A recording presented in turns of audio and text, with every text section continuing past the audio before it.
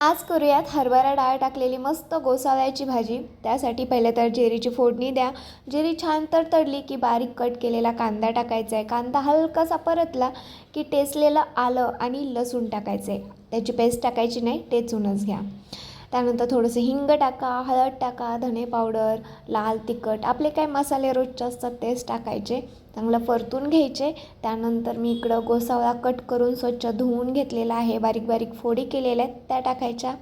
वरून चवीनुसार मीठ टाकायचं, कोथिंबीर खूप सारी टाकायची आणि हरभरा डाळ स्वच्छ धुवून घेतलेली ती टाकायची। झाकण ठेवायचं, गॅस कमी ठेवायचा आणि मधून मधून असं मिक्स करत ते शिजवून घ्यायचं। याच्यात पाणी टाकायचं नाही, गोसाव्याला पाणी सुटतं आणि ते असंच शिजून निघतं। बघा मस्त झालेली आहे गोसाव्याची भाजी। डाळ अशी कट होती आहे, याचा अर्थ ती छान शिजलेली आहे। झटपट होणारी भाजी, तुम्हीही ट्राय करा।